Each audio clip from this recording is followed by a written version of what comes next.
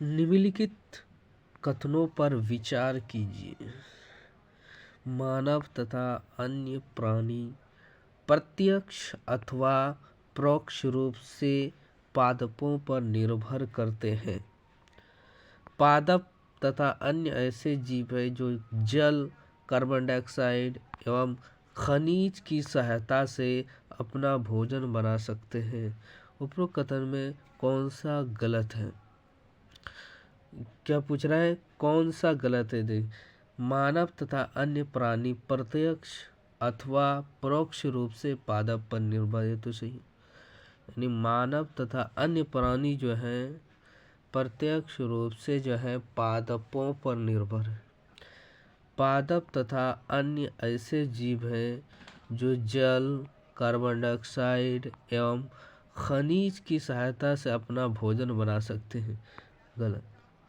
याद रखना, पादप तथा अन्य ऐसे जीव हैं जो जल, कार्बन डाइऑक्साइड, खनिज की सहायता से अपना भोजन बना सकते हैं। गलत है। ऑप्शन नंबर क्या पूछा? गलत। ऑप्शन नंबर जो है 2 इसका गलत हो जाएगा। सभी जीवों को भोजन की आवश्यकता होती। पादप स्वयं के लिए भोजन बना सकते हैं, परंतु मानव सहित कोई भी प्राणी अपना भोजन स्वयं नहीं बना सकता। वे पादपों अथवा पादपों का आहार ग्रहण करने वाले जंतुओं से अपना भोजन प्राप्त करते हैं। अतः मानव तथा अन्य प्राणी प्रत्यक्ष अथवा परोक्ष रूप से पादपों पर निर्भर करते हैं। केवल पादप ही ऐसे जीव हैं जो जल, कार्बन डाइऑक्साइड एवं खनिज की सहायता से अपना भोजन बना सकते हैं। ये सभी पदार्थ उनके परिवेश में उपलब्ध होते हैं। सजीवों द्वारा भोजन ग्रहण करने एवं उसके उपयोग के विधि को क्या कहते हैं? उसके उपयोग के विधि को क्या कहते हैं? सजीवों के द्वारा, याद रखना, पोषण कहते हैं। सजीवों द्वारा भोजन ग्रहण करने एवं उसके उपयोग के विधि को पोषण कहते हैं। विश्व पोषण समझते जो अपना भोजन स्वयं बनाते, जैसे पेड़ पौधे अपना भोजन स्वयं बनाते, ये क्या हुआ? स्वपोषण हुआ। ऊर्जा भी प्रदान करते हैं। सजीवों द्वारा भोजन ग्रहण करने एवं उसके उपयोग की विधि को पोषण कहते हैं। पोषण की विधि जिसमें जीव अपना भोजन स्वयं संश्लेषित करते हैं सो पोषण कहलाता है। पादप की खाद्य फैक्ट्रियाँ होती है। खाद्य फैक्ट्रियाँ जो होती हैं, खाद्य की जो फैक्ट्रियाँ होती हैं वो पत्तियाँ होती हैं। पत्तियाँ पादप की खाद्य फैक्ट्रियाँ हैं, अतः सभी कच्चे पदार्थ पत्तियों तक पहुँचने चाहिए। मृदा में उपस्थित जल एवं खनिज जड़ द्वारा अवशोषित किए जाते हैं। निम्नलिखित में से असत्य कथन की पहचान करें। पत्ती की सतह पर उपस्थित सूक्ष्म रंध्रों द्वारा वायु में उपस्थित कार्बन डाइऑक्साइड प्रवेश करती हैं। असत्य कथन ये तो सही है। मृदा में उपस्थित जल एवं खनिज जड़ द्वारा अवशोषित किया जाता है। मृदा में उपस्थित जल एवं खनिज जड़ के द्वारा अवशोषित किया। जल एवं खनिज वाहिकाओं द्वारा पत्तियों तक पहुंचाते हैं। ये वाहिकाएं नली के समान होती हैं। ये भी सही है। तो याद रखना सभी जो है इसका सही हो जाएगा।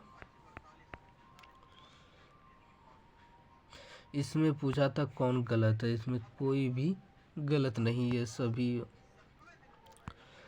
बूझो जानना चाहते हैं कि जड़ द्वारा अवशोषित जल एवं खनिज पत्ती तक किस प्रकार पहुंचते हैं। पत्तियां पादप की खाद्य फैक्ट्रियां हैं। पत्तियां क्या है? पादप की खाद्य फैक्ट्रियां हैं, अतः सभी कच्चे पदार्थ पत्तियों तक पहुंचने चाहिए। मृदा में उपस्थित जल एवं खनिज जड़ द्वारा अवशोषित किए जाते हैं तथा तने के माध्यम से पत्तियों तक पहुँचाए जाते हैं। पत्ती की सतह पर उपस्थित सूक्ष्म रंध्रों द्वारा वायु में उपस्थित कार्बन डाइऑक्साइड प्रवेश करती हैं। क्लोरोफिल के बारे में असत्य कथन की पहचान करें। यानी क्लोरोफिल है उसमें असत्य, ये हरे रंग के अलावा अन्य पत्तियों में भी पाया जाता है। ये जो है हरे रंग में ही पाया जाता है। यह सौर ऊर्जा को संग्रहण करने में पत्ती को सहायता करता है। ये तो सही है। प्रकाश संश्लेषण का अनिवार्य रूप क्लोरोफिल, ये भी सही है। प्रकाश संश्लेषण के दौरान पत्ती की क्लोरोफिल युक्त कोशिकाएं सूर्य के प्रकाश की उपस्थिति में कार्बन डाइऑक्साइड एवं जल से कार्बोहाइड्रेट का संश्लेषित करते हैं। तो इसमें असत्य कथन जो है एक है। तो इसका आंसर क्या आ जाएगा? असत्य तो केवल एक है। पत्तियों में एक हरा वर्णक होता है जिसे क्लोरोफिल कहते हैं। क्लोरोफिल सूर्य के प्रकाश की ऊर्जा ग्रहण करने में पत्ती की सहायता करती है। इस ऊर्जा का उपयोग जल एवं कार्बन डाइऑक्साइड से खाद्य संश्लेषण में होता है। क्योंकि खाद्य संश्लेषण सूर्य के प्रकाश की उपस्थिति में होता है, इसीलिए इसे प्रकाश संश्लेषण कहते हैं। अतः हमने देखा कि क्लोरोफिल सूर्य का प्रकाश, कार्बन डाइऑक्साइड एवं जल प्रकाश संश्लेषण के लिए आवश्यक है। शरीर की सूक्ष्म इकाई को क्या कहते हैं? शरीर की सूक्ष्म इकाई को कोशिका कहते हैं।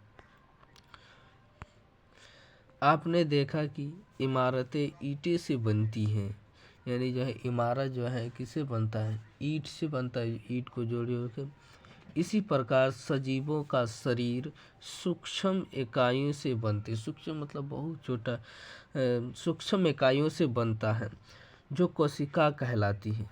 कोशिकाओं को सूक्ष्मदर्शी द्वारा देखा जा, कोशिका को इसको सूक्ष्मदर्शी द्वारा देखा जा सकता है। कुछ जीव मात्र एक कोशिका के बने होते हैं।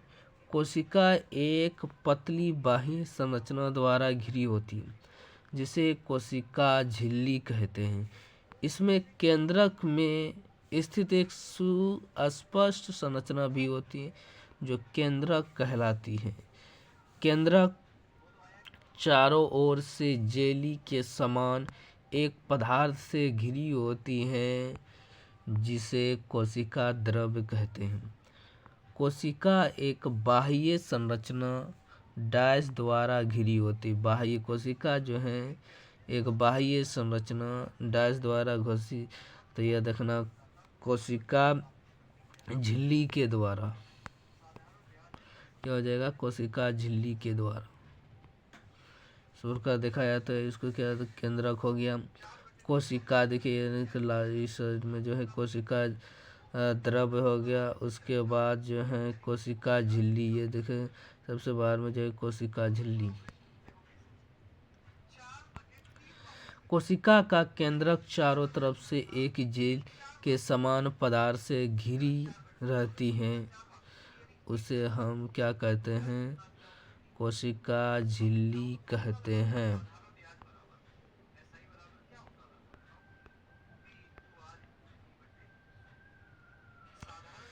केंद्रक चारों ओर से जेली के समान एक पदार्थ से घिरी होती है, इसे कोशिका द्रव्य अर्थात कोशिका झिल्ली कहा जाता है। कोशिका द्रव्य यानी क्या है? एक पदार्थ से घिरा होता है, इसे कोशिका द्रव्य कहते हैं। प्रकाश संश्लेषण के लिए आवश्यक, यानी सूर्य का प्रकाश भी होना आवश्यक। हिमालय टॉर्च से हम क्या प्रकाश संश्लेषण होगा? नहीं होगा। कार्बन डाइऑक्साइड भी होना है, जल का भी होना है, क्लोरोफिल भी होना है। क्लोरोफिल तब न प्रकाश संश्लेषण होगा। इसमें जो है उपयुक्त कौन सा कथन सही है? तो ये सभी जो है सही कथन है। पत्तियों में एक हरा वर्णक होता है जिसे क्लोरोफिल कहते हैं। क्लोरोफिल सूर्य के प्रकाश की ऊर्जा ग्रहण करने में पत्ती की सहायता करता है।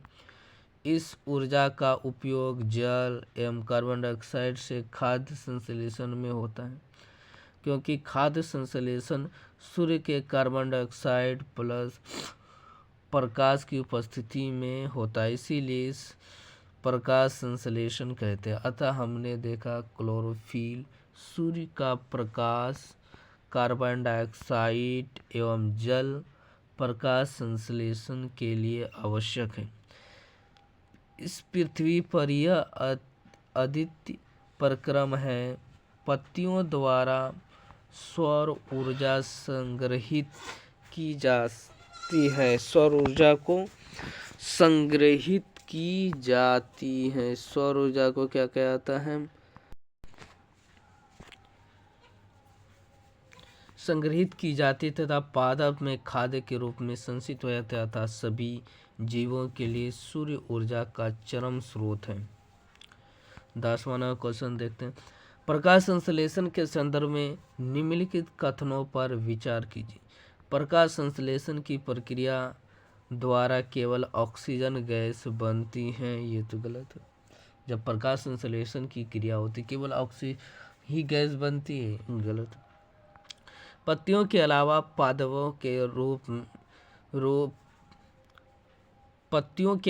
पादपों के दूसरे हरे भाग से भी प्रकाश संश्लेषण होता है। ये सही। यानी पत्तियों में जो हरा रंग है उसके जो है उससे प्रकाश संश्लेषण होता तो है, लेकिन पत्तियों के अलावा तना हो गया, टहनियाँ हो गया, अगर वो हरा रंग है तो उससे भी क्या होगा? प्रकाश संश्लेषण देखने को मिलेगा। तो ये भी सही हो जाएगा। पत्तियों में स्टार्च की उपस्थिति प्रकाश संश्लेषण का संपन्न होना दिखाता है। ये भी सही। 1 और 2 सही, 2 और 3 जो है सही है। इसका आंसर क्या हो जाएगा? ये हो जाएगा। अगला देखते हैं। 2 और 3 सही हो जाएगा। उसके बाद जैसे क्या हो गया? प्रकाश संश्लेषण ना होने की स्थिति में खाद्य उपलब्ध नहीं होगा।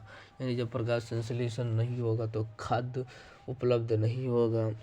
सभी जीवों का अस्तित्व प्रत्यक्ष अथवा परोक्ष रूप से पादपों द्वारा भोजन पर निर्भर करता है। यानी ये कह रहे हैं कि सभी जीव जो हैं पादप पर निर्भर, प्रत्यक्ष रूप से परोक्ष रूप से।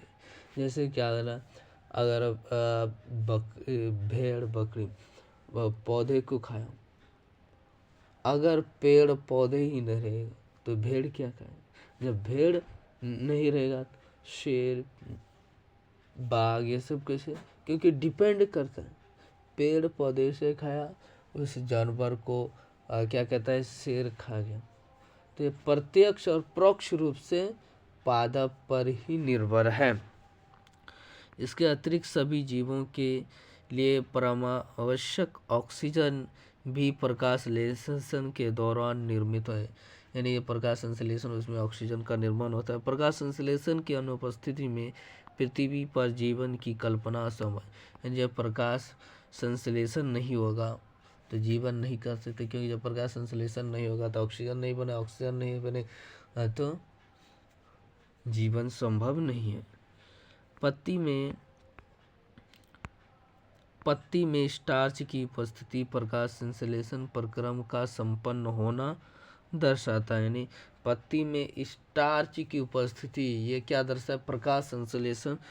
मतलब स्टार्च भी एक प्रकार का कार्बोहाइड्रेट, पूछेगा स्टार्च भी एक प्रकार का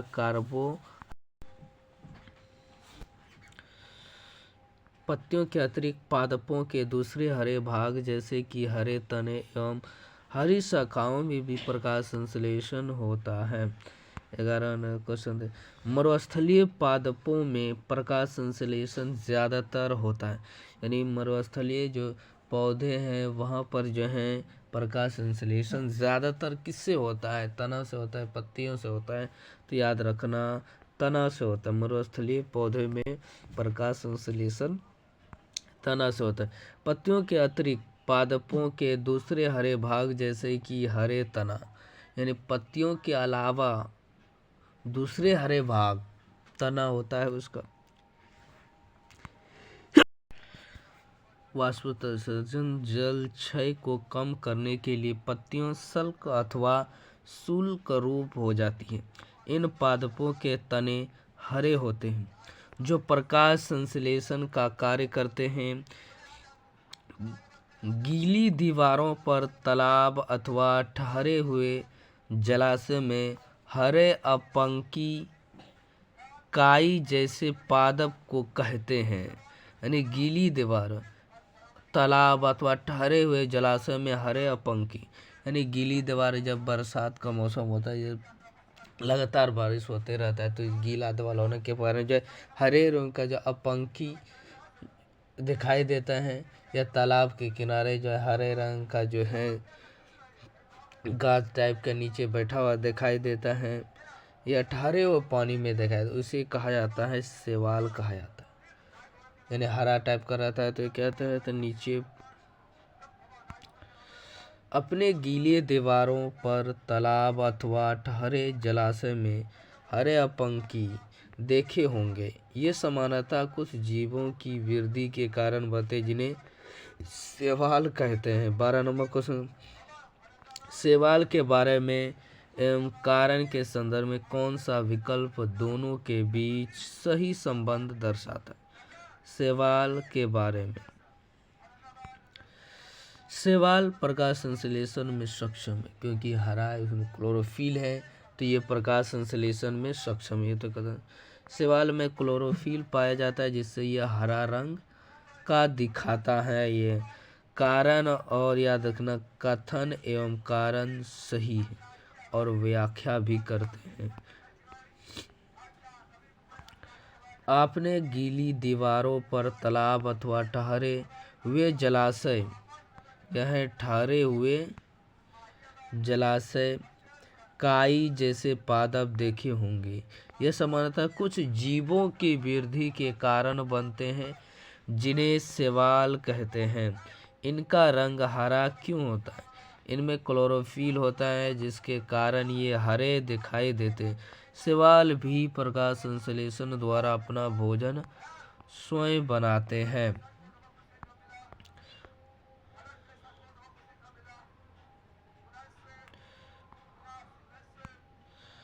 कार्बोहाइड्रेट में पाया जाने वाला संघटक नहीं है। कार्बोहाइड्रेट में कौन नहीं पाता है? Nitrogen, hydrogen, oxygen, carbon. Carbohydrate में नाइट्रोजन नहीं पाया जाता। अभी आपने पढ़ा कि प्रकाश संश्लेषण प्रक्रम के द्वारा पादप कार्बोहाइड्रेट का संश्लेषण करते हैं। कार्बोहाइड्रेट कार्बन, हाइड्रोजन, ऑक्सीजन से बनते। कार्बोहाइड्रेट कार्बन हो गया, हाइड्रोजन हो गया, ऑक्सीजन से बनते। इनका उपयोग खाद्य के अन्य घटकों को संश्लेषण में होता है, परंतु प्रोटीन नाइट्रोजनी पदार्थ हैं। परंतु प्रोटीन क्या है? नाइट्रोजनी पदार्थ है, जिसमें कार्बन, ऑक्सीजन एवं हाइड्रोजन के अतिरिक्त नाइट्रोजन भी होते हैं। पादपों को नाइट्रोजन कहाँ से प्राप्त होता है? 15 नंबर, निम्नलिखित कथनों में सत्य कथन की पहचान करें। पादप नाइट्रोजन का अवशोषण गैसीय अवस्था के रूप में करता है। प्रोटीन एक नाइट्रोजनी पदार्थ है, तो गैसीय नाइट्रोजन को कवक यौगिकों में परिवर्तित कर देते हैं। इसे प्रत्येक पादप में क्लोरोफिल पाया जाता है। सत्य कथन की पहचान करना है। प्रत्येक पादप में क्लोरोफिल पाया जाता है। जितने भी पादप है सभी में क्लोरोफिल नहीं पाया जाता। ये नहीं। प्रोटीन एक नाइट्रोजनी पदार्थ, ये सही है। गैसीय नाइट्रोजन को कवक उपयोगी यौगिकों में परिवर्तित कर देता है, ये भी गलत है। ऑप्शन नंबर बी जो है, प्रोटीन एक नाइट्रोजनी पदार्थ है। कार्बोहाइड्रेट कार्बन, हाइड्रोजन और ऑक्सीजन से बनते। इनका उपयोग खाद्य के अन्य घटकों के संश्लेषण में होता है, परंतु प्रोटीन नाइट्रोजनी पदार्थ है। जिनमें carbon dioxide, carbon, oxygen, hydrogen के अतिरिक्त नाइट्रोजन भी होते हैं। पादपों को नाइट्रोजन कहाँ से प्राप्त, यदि याद कीजिए वायु में नाइट्रोजन गैसीय अवस्था में प्रचुर मात्रा में पाई जाती है। वायु में नाइट्रोजन है गैसीय अवस्था में प्रचुर मात्रा में पाया जाता है, क्योंकि 78% क्या होता है, नाइट्रोजन ही होता है। तो वायु में जो है प्रचुर मात्रा में पाया जाता है नाइट्रोजन, परंतु पादप इसका अवशोषण इस रूप में नहीं कर सकते। मिट्टी के कुछ विशेष जीवाणु होते हैं जो गैसीय नाइट्रोजन को उपयोगी यौगिकों में परिवर्तित कर मृदा में नियुक्त करते। यह विलय पदार्थ पादप द्वारा जल के साथ अवशोषित कर लिए जाते हैं। संभवतः आपने देखा कि किसान अपने खेतों में उर्वरक तथा खाद डालते हैं जिनमें नाइट्रोजनी पदार्थों की प्रचुरता होती है। अमरबेल का पादप है, इसमें क्लोरोफिल नहीं होता है। अमरबेल यानी प्रत्येक पादप में क्लोरोफिल होता है, यह गलत अवसर, क्योंकि अमरबेल का पादप जो इसमें क्लोरोफिल नहीं होता। अमरबेल किस प्रकार के पोषण प्रणाली का प्रयोग करता है? विषम पोषी प्रणाली, मृत पोषी प्रणाली, स्वपोषी, इनमें सभी। याद रखना, विषम पोषी प्रणाली जो है अमरबेल करते हैं। अमरबेल का पादप है, इसमें क्लोरोफिल नहीं होता। यह अपना भोजन उस पादप से प्राप्त करते हैं जिस पर ये आरोहित होता है। यानी अमरबेल आरोहित का मतलब जिसके सहारे ये खड़ा होता है, जिसके सहारे ऊपर जाता है होते हैं, वह पादप परपोषी कहलाता है। परपोषी की जिस पर ये खड़ा है, जिसके ऊपर ये खड़ा है, उस पौधे को, जैसे आम का पेड़ है, उस पर ये लटक के उसके ऊपर ये लटका हुआ है, तो उस आम के पेड़ को परपोषी कहेंगे। क्योंकि अमरबेल जैसे पादप परपोषी को अमूल्य पोषकों से वंचित करता था, इन्हें परजीवी कहते हैं। अर्थात इन्हें अमूल्य पोषकों से वंचित करते हैं, अर्थात इन्हें क्या कहते हैं, परजीवी कहते हैं। अमरबेल के पौधों क्या बोला जाता है, परजीवी। अमरबेल से संबंधित कथन पर विचार। यह विषमपोषी प्रणाली का उपयोग पोषण में करते हैं, ये तो सही। या जिस वृक्ष पर रहते हैं उन्हें परपोषी कहते हैं। या जिस वृक्ष पर रहते हैं उन्हें परपोषी कहते हैं। मान लीजिए ये आम का पेड़ है, इस पर जाके इस तरह लता इस तरह घुमा हुआ है, तो ये आम के पेड़ को परपोषी कहेंगे। जिस वृक्ष पर ये है उस वृक्ष को परपोषी कहेंगे। अमरबेल परजीवी होते जैसे इसमें क्लोरोफिल नहीं पाया जाता है, ये भी सही। अमरबेल के पौधे में क्लोरोफिल नहीं पाया जाता है, तो इसका जो कथन है सभी जो है 1, 2, 3 जो है ये क्या पूछा, इनमें से कथन पर विचार के उपयोग तो कौन सा कथन सही है, तो सभी कथन सही है।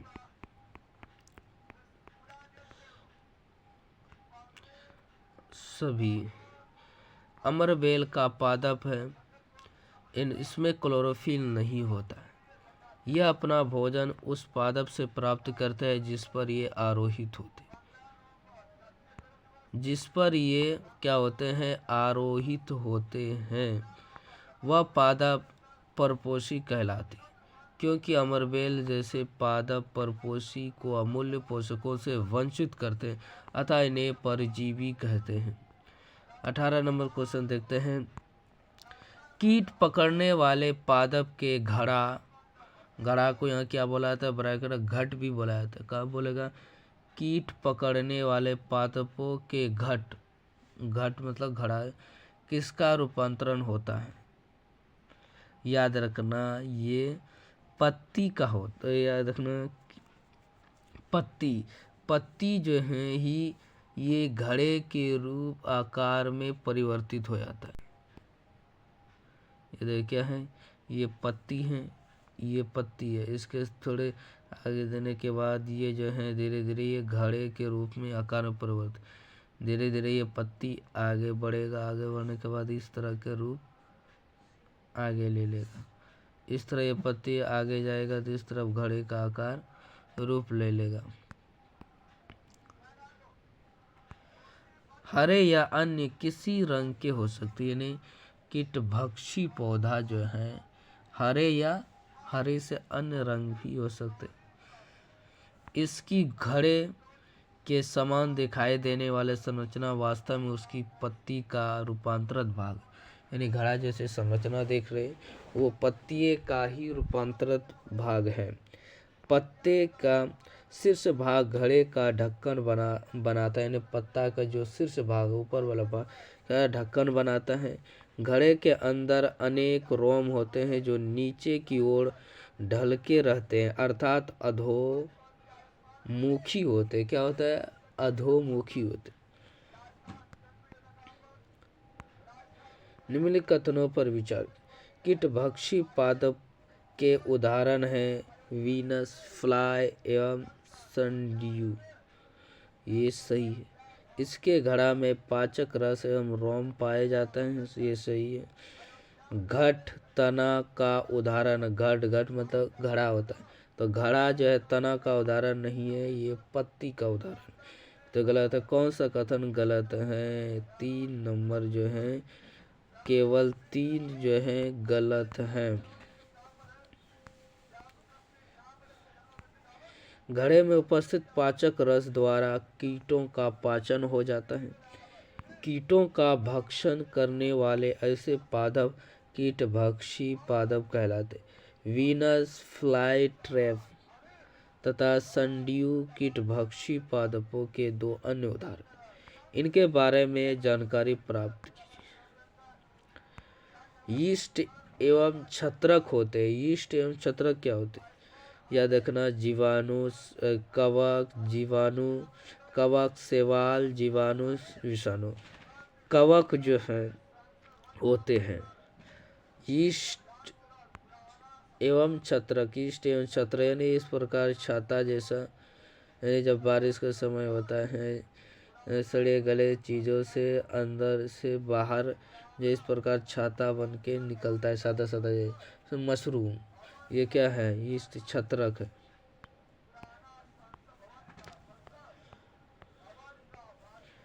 इस प्रकार देखिए, इस प्रकार जमीन से निकला हुआ है। यहाँ पर देखा, ये मशरूम टाइप का है। ये मशरूम क्या है? छत्रक के पैकेट सड़ी गली वस्तु पर उगा छत्रक, यानी छत्रक का ये पैकेट है, ये इस पर उगा हुआ जो है सड़ी गली वस्तु पर। यह जीव कवक या फंजाई कहलाते।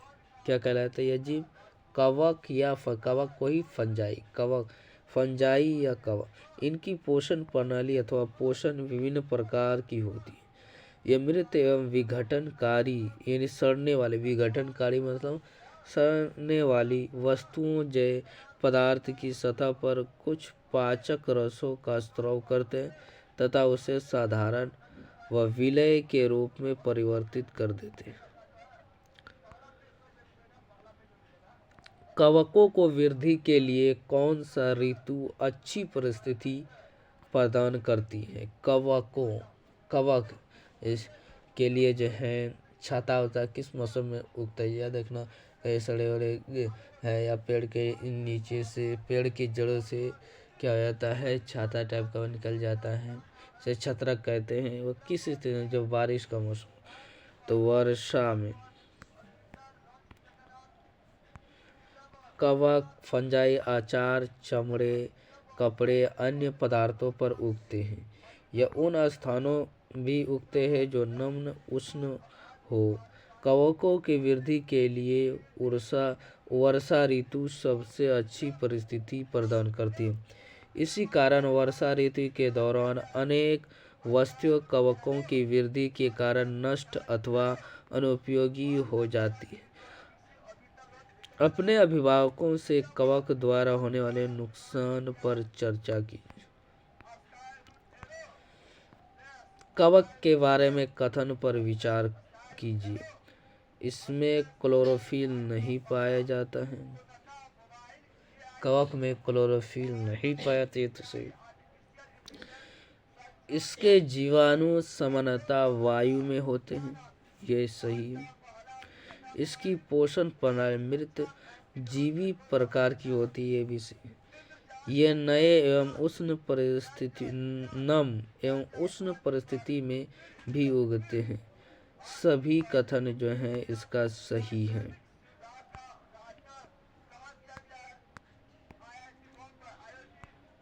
सामान्यतः कवकों के जीवाणु वायु में उपस्थित होते हैं। जब वे किसी ऐसे जैव पदार्थ अथवा उत्पाद पर बैठते हैं जो नम्र एवं उष्ण हो, तो वे अंकुरित होकर नए कवक को जन्म देते हैं। कुछ जीव एक दूसरे के साथ रहते हैं तथा अपना आवास एवं पोषक तत्व एक दूसरे के साथ बांटते हैं। इसे सहजीवी संबंध कहते हैं। यानी कुछ ऐसे पोषक तत्व है जो कुछ वो भी शेयर करता है, जो उसके पास नहीं थे वो उसको देता है। इस तरह का संबंध क्या कहलाता? सहजीवी संबंध कहलाता। कुछ कवक वृक्षों के जड़ों में रहते हैं। वृक्ष कवक को पोषण प्रदान करते।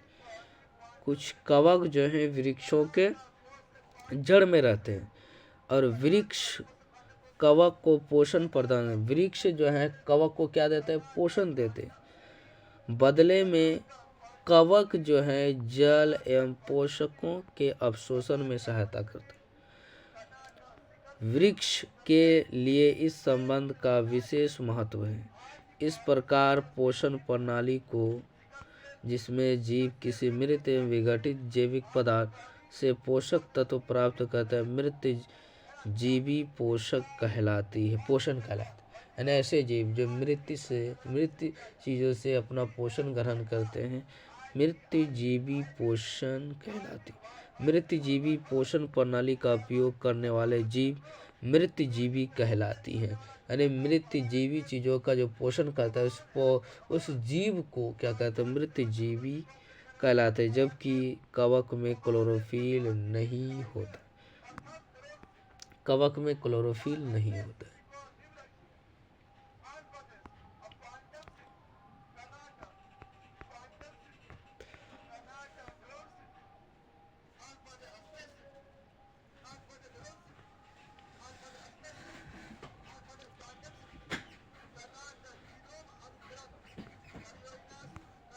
वह पोषण जिसमें कुछ जीव एक दूसरे के साथ रहते तथा अपना आवास भोजन एक दूसरे के साथ बांटते, सहजीवी संबंध। तो से वह पोषण जिसमें जीव किसी मृत एवं विघटित जैविक पदार्थों से पोषण प्राप्त करते हैं, मृत जीवी पोषण कहलाता है। ये भी सही है। दोनों कथन जो हैं सही है। अच्छा, दोनों कथन सही है। इसमें पूछा क्या है? गलत। गलत तो में तो कोई नहीं, ऑप्शन ये हो जाएगा। कुछ जीव एक दूसरे के साथ रहते तथा अपना आवास एवं पोषक तत्व एक दूसरे के साथ बांटते, इसे सहजीवी संबंध कहते। कुछ कवक वृक्षों की जड़ों में रहता है। वृक्ष कवक को पोषण प्रदान करते हैं। बदले में उन्हें जल एवं पोषकों के अवशोषण में सहायता मिलती है। वृक्ष के लिए संबंध को विशेष महत्व है।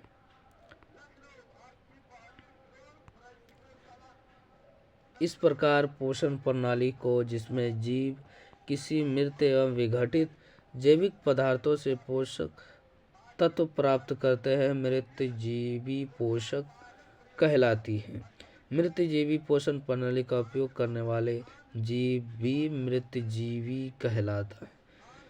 24 नंबर, निम्नलिखित में से कौन सा सहजीवी संबंध का उदाहरण है? शैवाल और कवक, ये सहजीवी संबंध।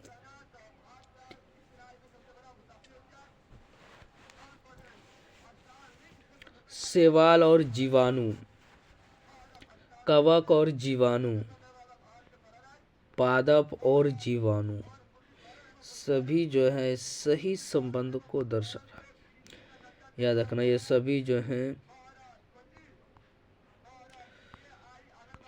ये तो सही होगा शैवाल, क्योंकि शैवाल जो है के पास क्लोरोफिल होता है, जबकि कवक के पास क्लोरोफिल नहीं होता।